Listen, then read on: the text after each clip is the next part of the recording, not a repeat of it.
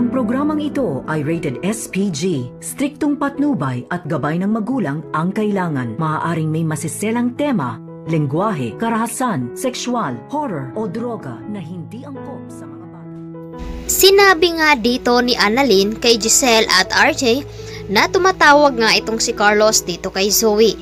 At nalaman nila na nawawala nga rin itong si Zoe at hindi na nga ito nag-duty sa Apex dahil tinawagan ito ni Moira.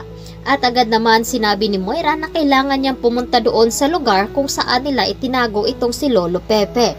Kaya naman, maraming usap-usapan sa mga taga-Apex na tumakas itong si Zoe dahil natakot sa pag-iimbestiga dito nila ni Giselle. Kaya naman napasugod agad sila doon sa East Ridge.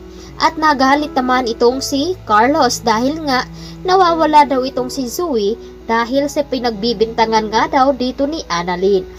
Kaya naman, nag-react agad itong si Giselle na kung bakit ay kinakampihan daw dito ni Carlos itong si Zoe. Agad din naman nagsalita si Annalyn na nakita niya daw sa cellphone dito ni Zoe na tumatawag itong si Carlos. Ano daw ang ugnayan nilang dalawa.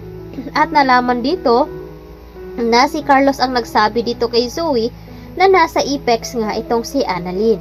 Dito na ba mabisto nila ang pakikipagsabuatan dito ni Carlos sa kanyang anak na si Zoe? Samantalang, mukhang mapuruhan at mapapahamak naman itong si Harry dahil sa pagpunta nila ni Regan doon sa bahay nila ni Lynette.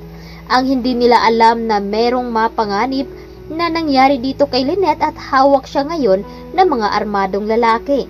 At ito ngang si Dax ay inutusan naman dito ni Moira upang saktan itong si Lynette. Dahil nalaman dito ni Moira na wala doon itong si Carlos.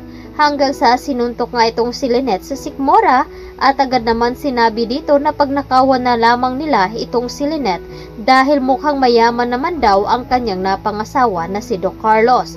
Agad naman pumunta itong si Lynette sa kwarto nila ni Carlos at kinuha niya doon ang kanyang alahas. At agad naman nagrereklamo itong si Dax bakit uunti lamang daw ang kanyang alahas at pati pera niya ay uunti lamang daw ito. Sinabi naman dito ni Lynette na nasa bangko naman daw ang kanyang pera kaya wala siyang hawak na malaking halaga.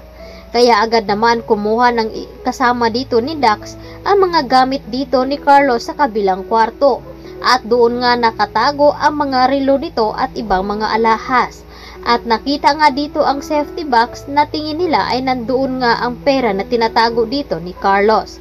Kaya naman maya-maya ay agad naman sinabi nila na samahan na lamang daw sila doon sa bangko.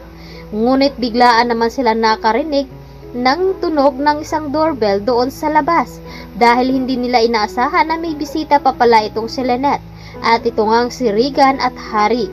Nag-doorbell naman itong si Regan at sinabi naman na baka natutulog na daw si Tita Lynette dahil nga late na nga daw ng gabi. Ngunit sinabi naman ni Harry na hindi pwedeng matutulog yun at maghihintay daw yun sa kanila. Hindi nila tinigilan mag-doorbell. Kaya naman, pinagbuksan nga ito ni Lynette. At hindi nga nagulat nga itong si Harry bakit iba ang expression sa mukha dito ni Lynette at tila takot na takot. Kaya hanggang sa sinabi dito ni Harry na makiki-CR na muna dahil nga ay ihing-ihin na daw siya. Ngunit sinubukan man siya pigilan dito ni Lynette ngunit wala na siyang nagawa.